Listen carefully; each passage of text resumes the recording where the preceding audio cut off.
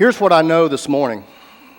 I know for a fact that in a room this size, with this many people, that several of you woke up possibly with a monthly mortgage that's a little more than your household budget should allow. You possibly got dressed in this beautiful house and went out and got into a car that you're upside down in, or that the payments are more than your budget should allow. You drove through some beautiful neighborhoods to come to this gorgeous campus, a church that you attend but you haven't been able to give to the way that you've wanted to.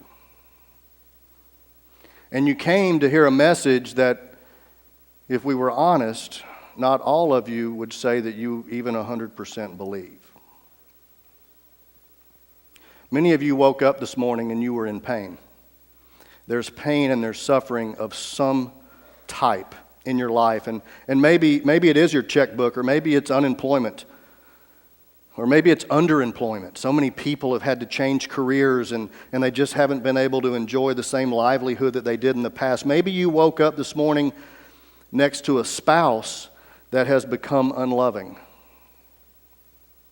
distant. Maybe you woke up and your spouse was no longer next to you this morning, having abandoned the situation.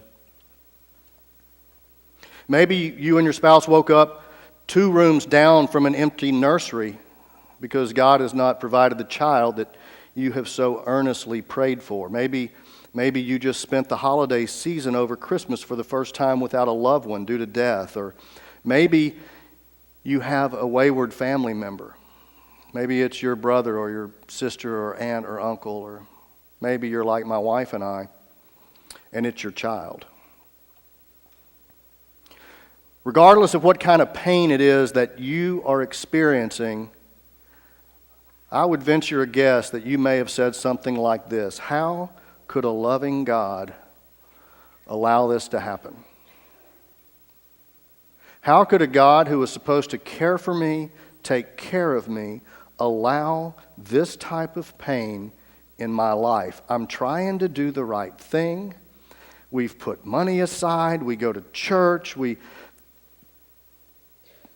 just seeing it all crumble. My wife and I go to Haiti.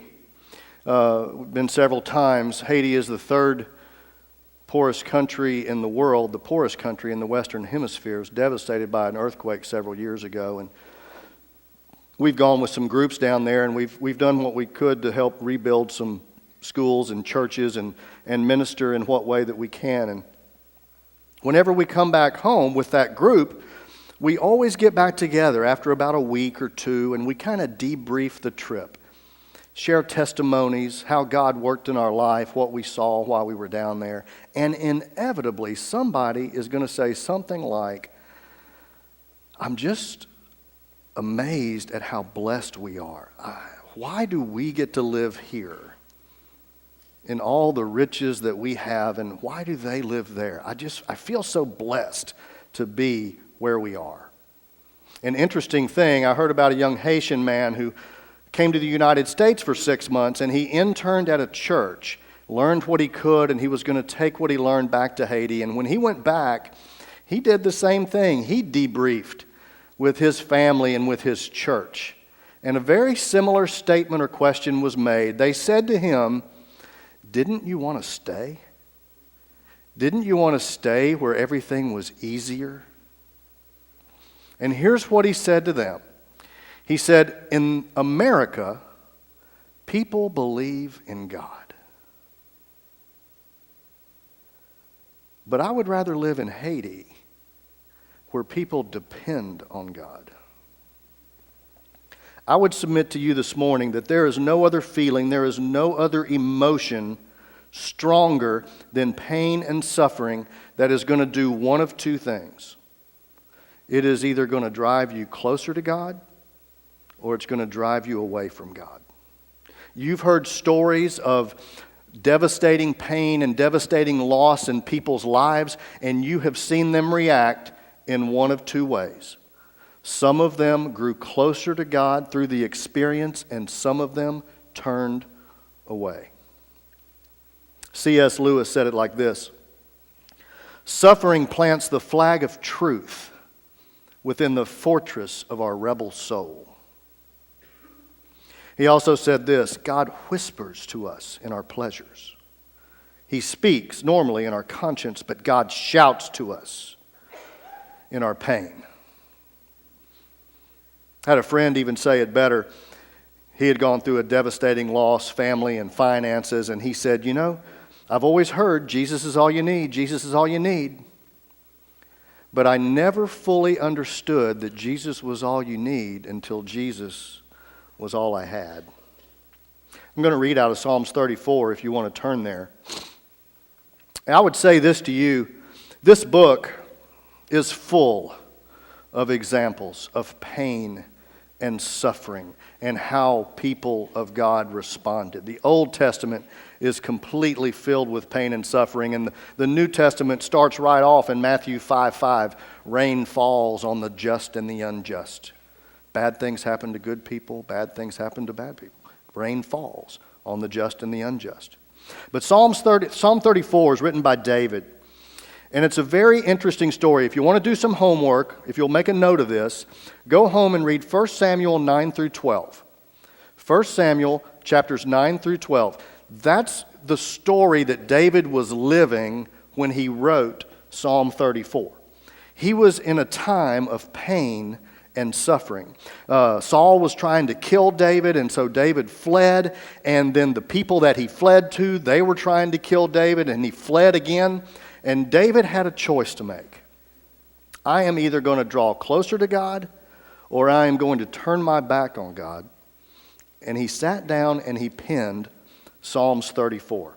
Let's read that together. It says, I will extol. Now, extol means bless.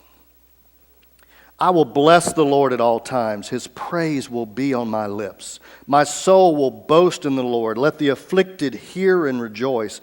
Glorify the Lord with me. Let us exalt his name together. Now, this is right after a horrible time of pain and suffering. I sought the Lord, and he answered me. He delivered me from all my fears. Those who look to him are radiant. Their faces are never covered with shame. This poor man called, and the Lord heard him. He saved him out of all of his troubles. The angel of the Lord encamps around those who fear him, and he delivers them. Taste and see that the Lord is good. Blessed is the man who takes refuge in him. Fear the Lord, you his saints, for those who fear him lack nothing. The lions may grow weak and hungry, but those who seek the Lord lack no good thing. Come, my children, listen to me. I will teach you the fear of the Lord. Whoever of you loves life and desires to see many good days, keep your tongue from evil and your lips from speaking lies. Turn from evil and do good. Seek peace and pursue it. The eyes of the Lord are on the righteous, and his ears are attentive to their cry. The face of the Lord is against those who do evil, to cut off the memory of them from the earth. The righteous cry out, and the Lord hears them. He delivers them from all of their troubles. And then listen to this, verse 18. The Lord is close to the brokenhearted and saves those that are crushed in spirit. A righteous man may have many troubles, but the Lord delivers him from them all. He protects them, all his bones, not one of them will be broken. Evil will slay the wicked, the foes of the righteous will be condemned. The Lord redeems his servants, no one will be condemned who takes refuge in him. Joni and I are blessed to be parents of two fantastic boys. That is Michael on your far right. Michael is our youngest.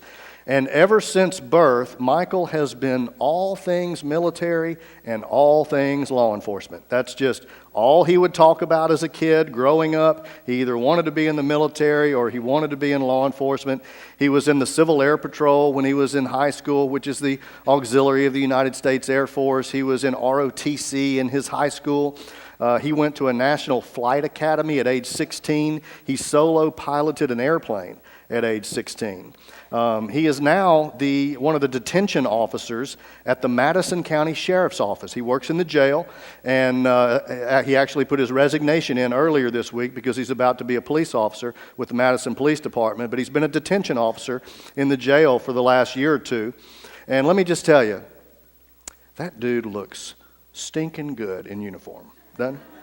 As a matter of fact, if there's any 20-year-old ladies in the audience, it's Michael Hutton on Facebook. You can feel free, just pull out, you can use your phone right now during the service. It's not going to bother me at all. Michael Hutton, Facebook, you might just want to drop him a note there. Ben is our oldest son. He is 24 years old, and Ben, fantastic kid. Just one of those kids you never had to help with homework and made good grades, and good-looking kid, vivacious, smart, fantastic athlete, extremely fast. And when I say that this kid was fast, can I tell you? This kid was fast. MRA has Ben Hutton and Arlington Wade deep to receive. Roberts plants his left foot and kicks with his right. He sends it down the middle. Hutton takes it to about the 8, and he's heading straight up the middle. He breaks to the right side a little bit. He's got some room. He's going down the right sideline, and he's got one man to beat. Ben Hutton's going to go all the way for a 92-yard touchdown return. I don't know if he got touched at all. Again, didn't see anything down there. Self, you're up back. Hutton, your tailback. Quick pitch to Hutton. Trying to get the corner. Cuts it back to the side. And Hutton may be gone to the house. Hutton on the left side. He's got one man to beat. Touchdown, MRA from the first play. Receivers to the left. Ryan Goolsby to the right. They hand off to Ben Hutton right up the middle, and Hutton's going to break free. He's going to gain. He's going to have a lot of running room. He breaks him back to the right edge, and he's gone. He's going to outrun number 17, the kicker, Jordan, all the way to the end zone, and MRA has just scored a touchdown. MRA leads 37-28. They're up 9 with 2 minutes and 36 seconds to play. MRA's Ben Hutton with a big play. The last 2 big plays have belonged to him. Guys, you better check Hutton's stats now because he may have hit that 1,000-yard mark. Well, he did. He hit the 1,000-yard mark on that play, and that was about the 6th or 7th game of the season. He had a lot more games after that. Broke the all-time rushing record at the school, and as good as he was in football, he was even better in track. He had 27 races his senior year in high school, was 27-0, state champion in the 100 meter, state champion in the 200 meter, state champion in the 4x100, state champion in the 4x200, state record holder, and you get the idea.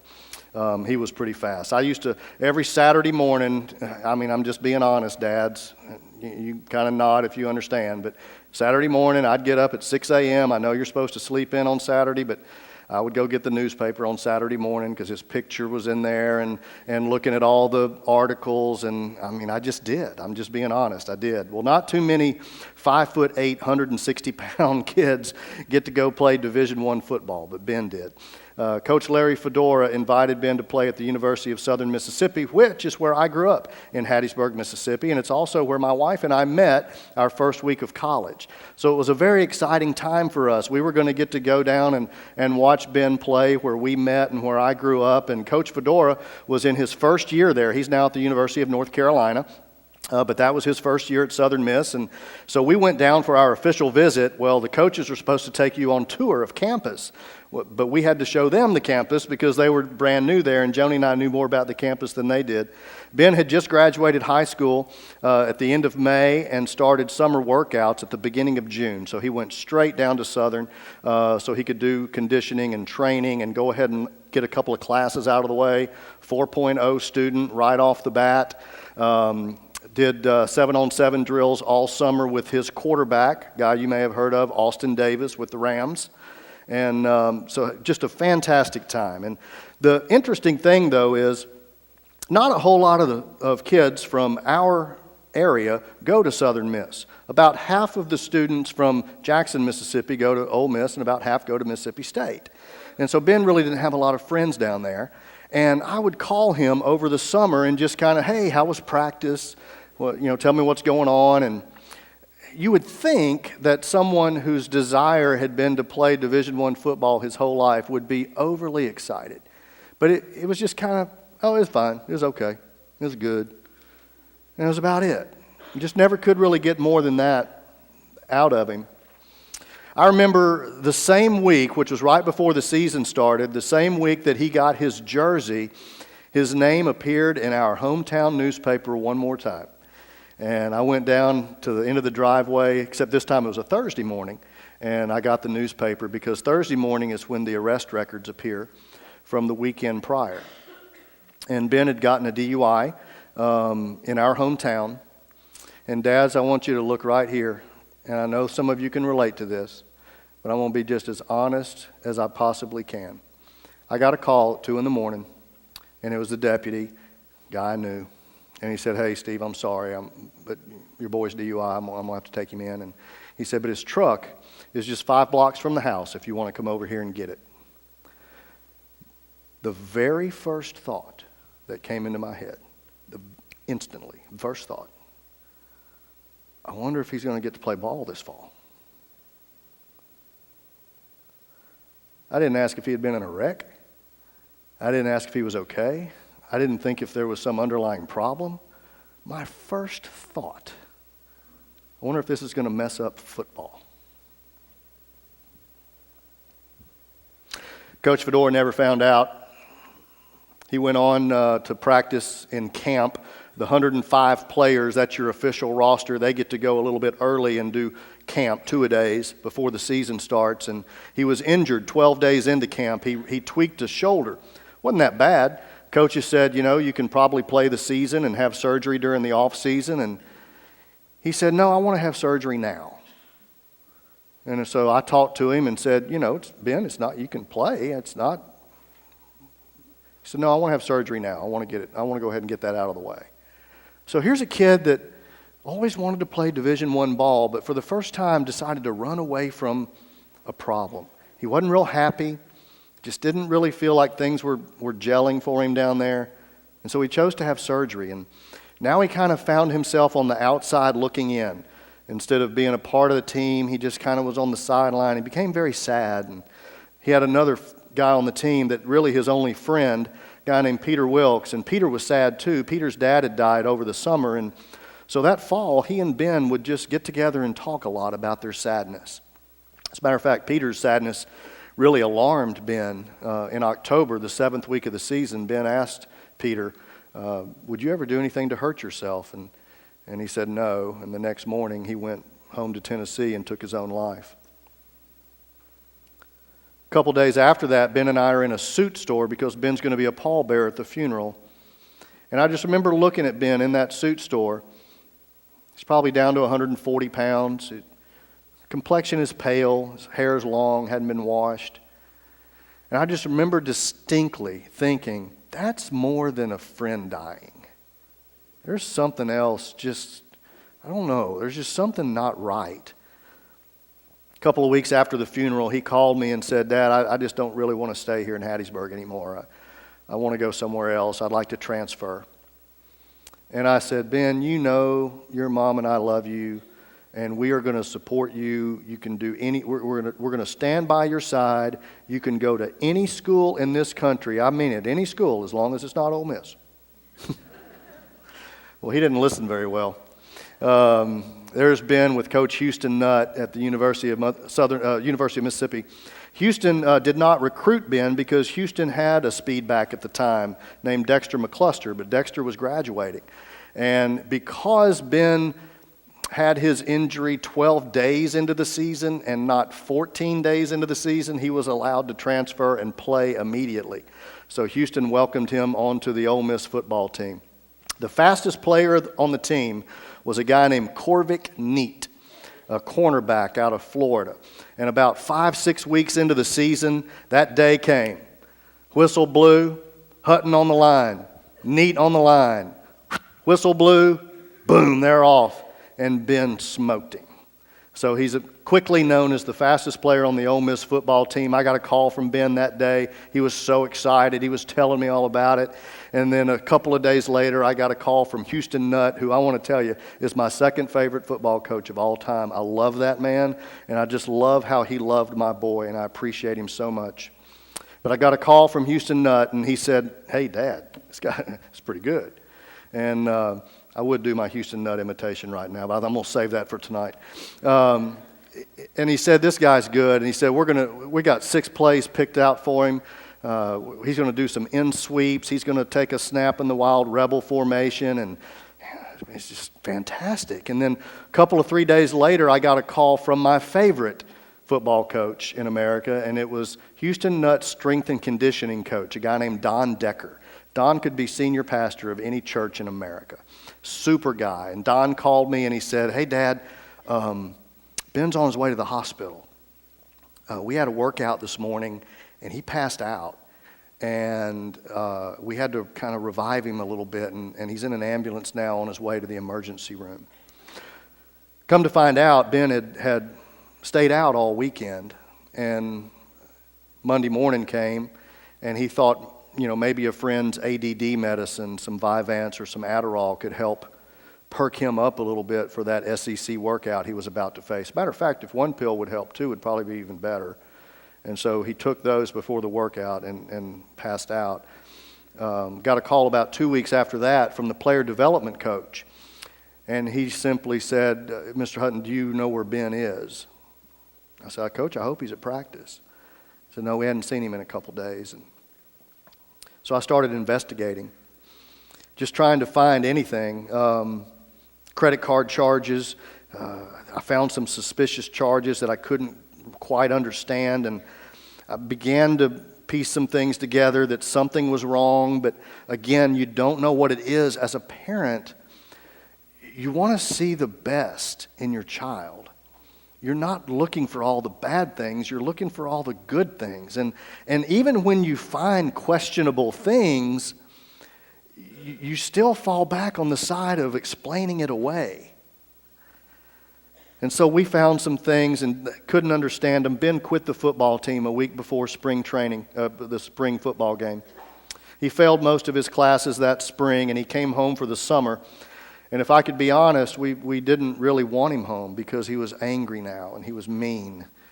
He would punch holes in walls and scream, and just none of it really made any sense. And that fall, he went back to school. Well, we put a bunch of safeguards in place.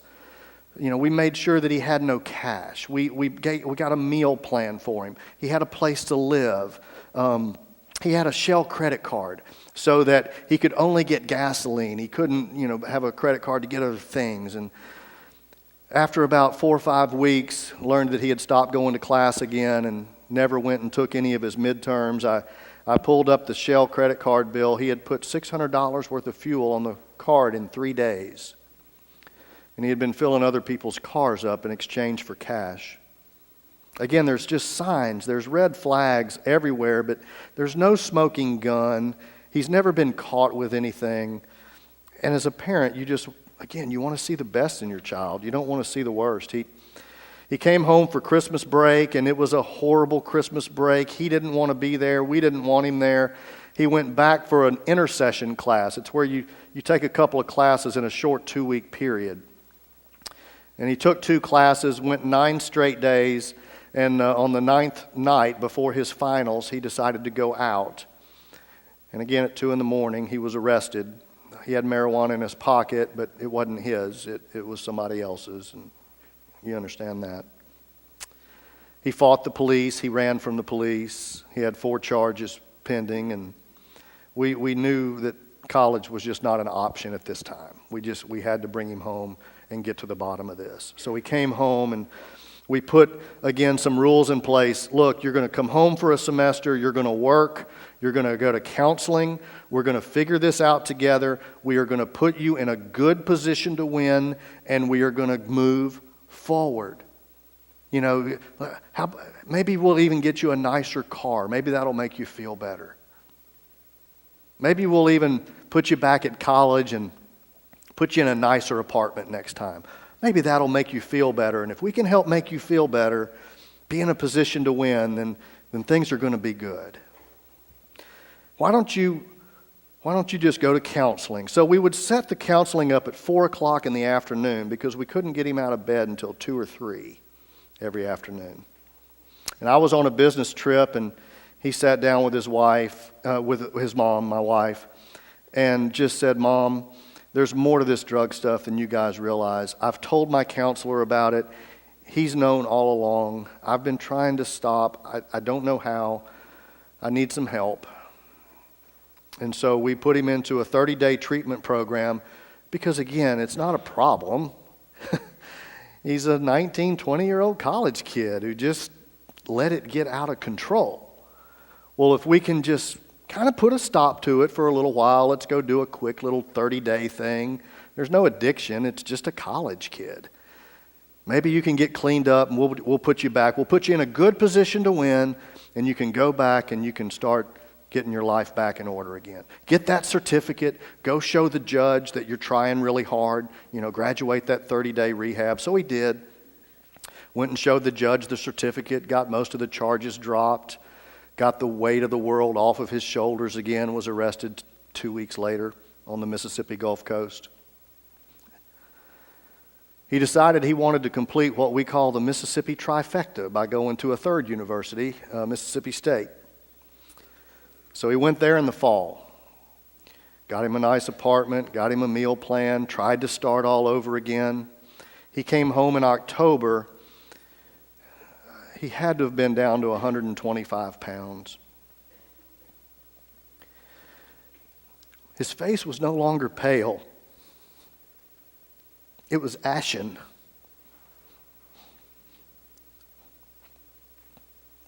He was talking so fast, you couldn't understand him.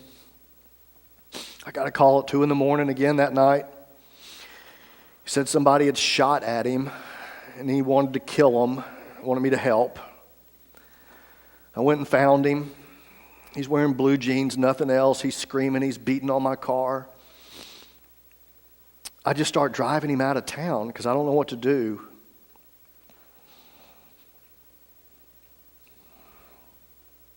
The next day, he goes back to school, and we know that he's not going to be with us much longer. Have you guys got a dresser at your house that is full of family photos that are just scattered all in the drawers? And one of these days, you're going to get around to putting them in an album, right? Well, we've got that dresser at our house. And I came home that next day, and I found my wife sitting in the floor, and she had those drawers pulled out, sitting all around her. And she had an envelope in her lap and a black Sharpie where she had written the words "Ben's funeral" on the envelope. And she was trying to find the pictures that she wanted displayed at his funeral while she still had the presence of mind to do so.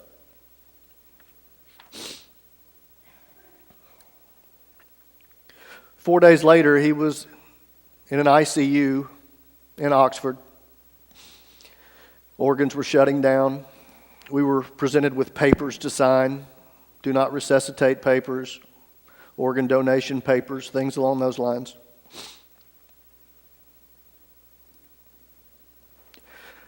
My wife is not the most technologically savvy woman in the world. Let me just go ahead and get that out there. But I had just bought her a new iPhone.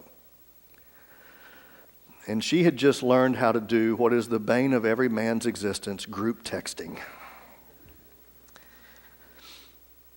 And we had a group of friends, Sunday school class. We call it life group because we do live life together.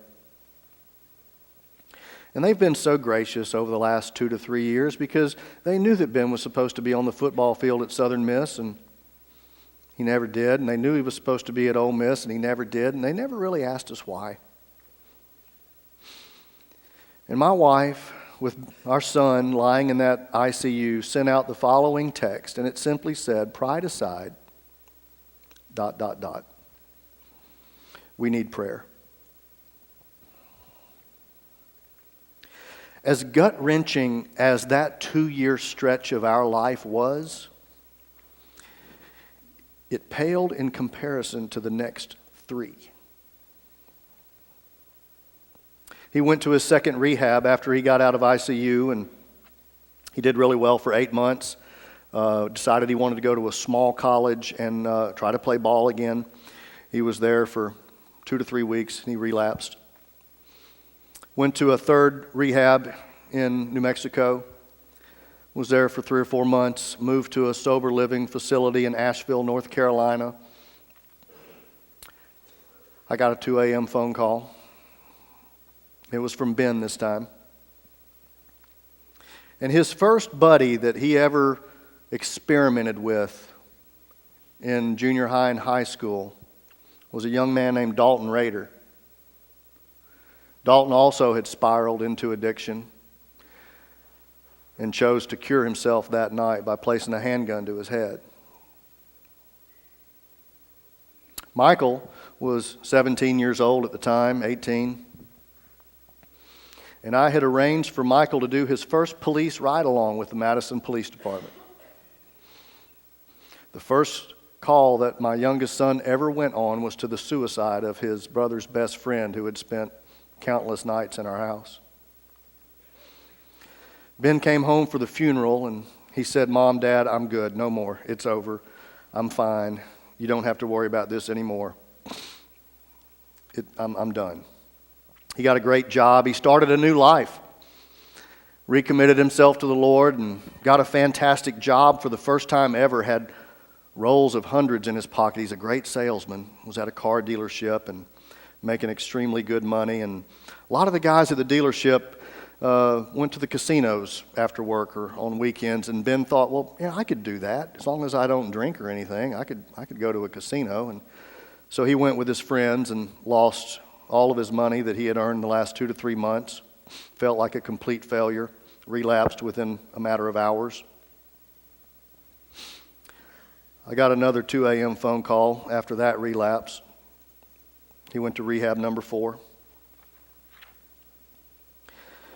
Came out, they held his job for him. He went back to the Ford dealership. Have you ever heard the term insanity, being trying the same thing over and over and expecting a different result? He thought he could go to the casino again if he just managed it better this time. Worst thing could have happened, he won $15,000. Came home and thought that was so easy, I think I'll go back tomorrow and get me another 15. Lost all that, maxed out his credit cards. Had a needle in his arm within 48 hours. Relapsed again. I got a call, 1:02 a.m., wasn't quite 2 this time. Went to his house. There was 11 police officers holding him down as he was fighting them. He went to jail for the 6th time that night, facing his 11th and 12th charges, except this time he was met at the door by a real good-looking 20-year-old kid who looks great in uniform. His younger brother was the one who was supposed to fingerprint him and take his picture in processing.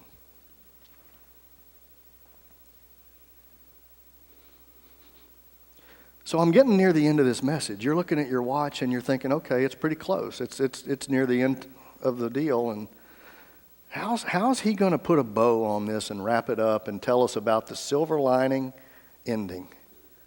The happy ending that we all want to hear. I wonder how he's going to do that. We so badly want to put God in a box.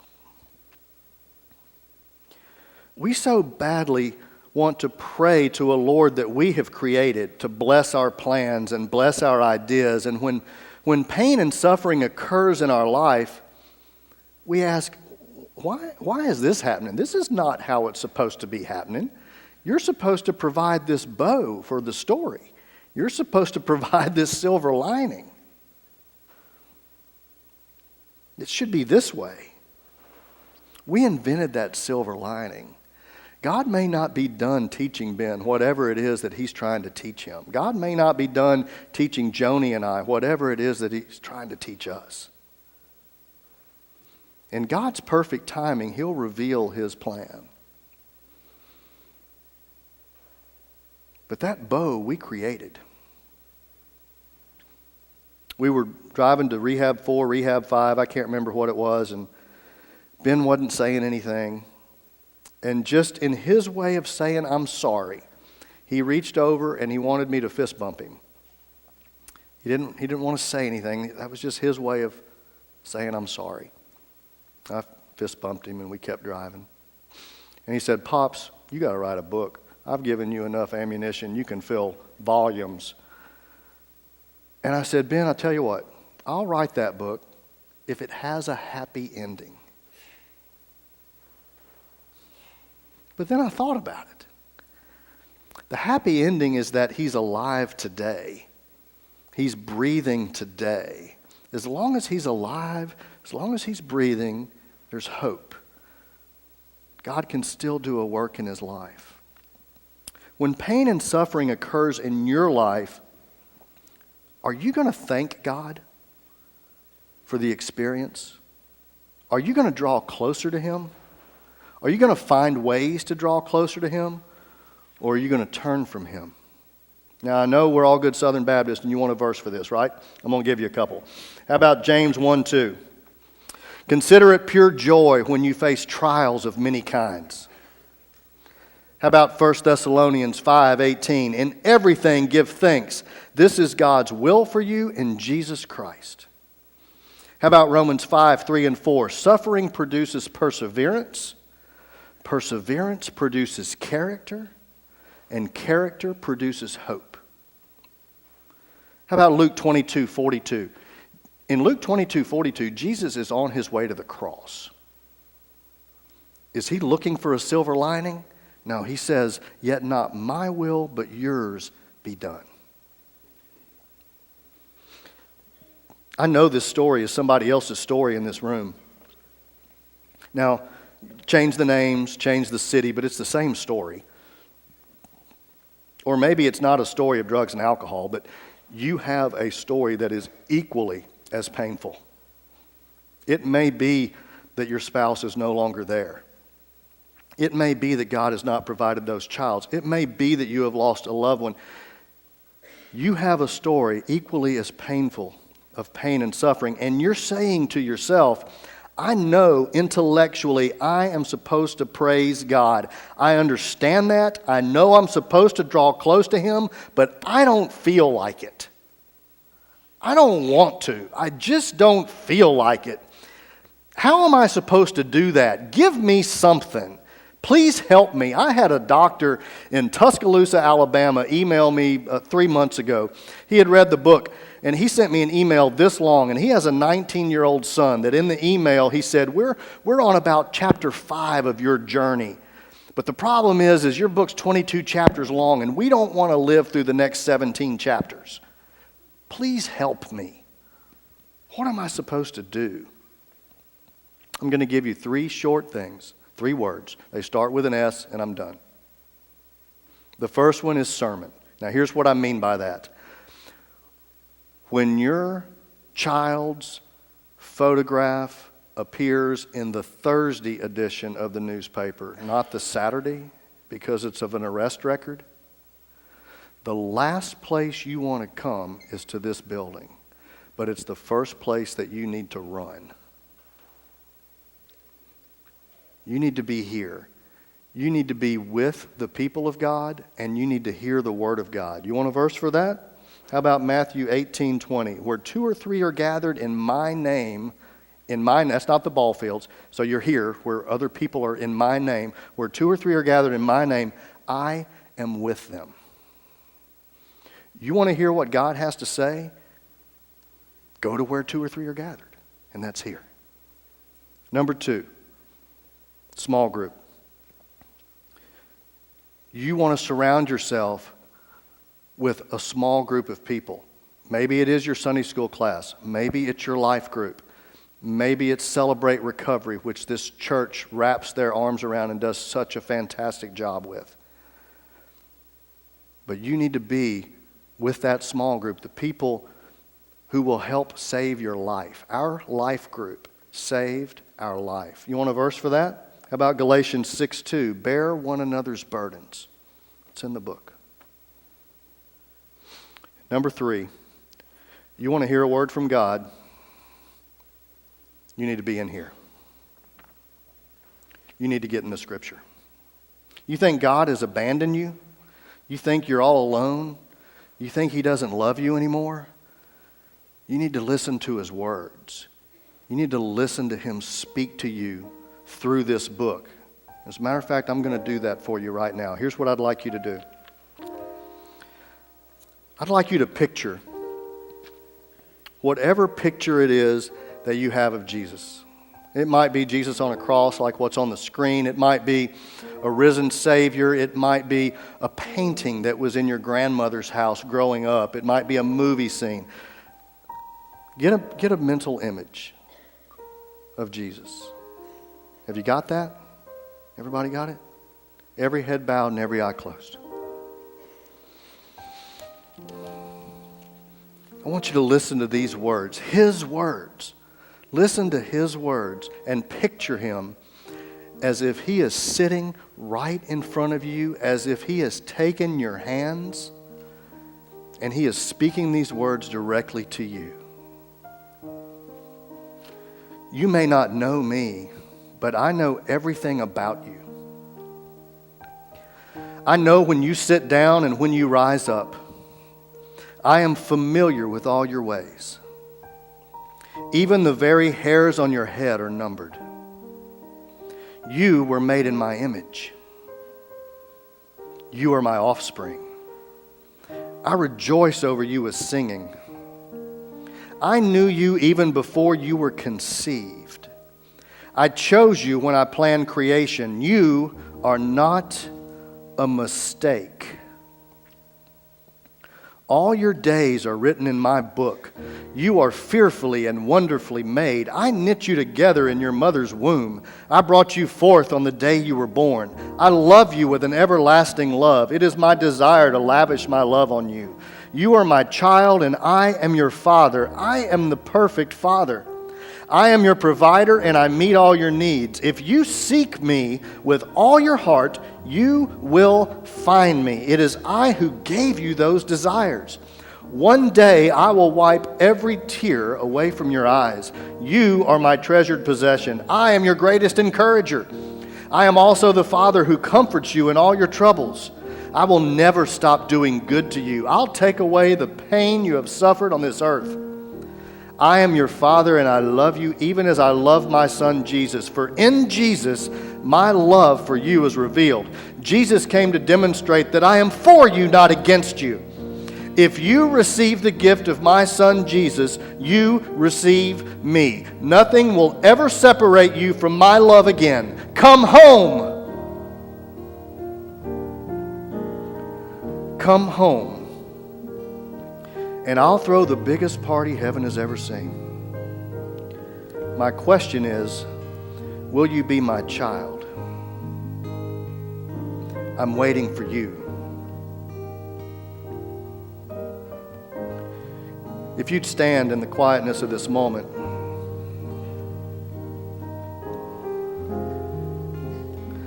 Some of you aren't even sure really what I'm talking about. You know who Jesus is, but you've never made a step to come down here, take a pastor by the hand and say, I need to know this Jesus in a personal way. I need to feel Him like that guy just told me about.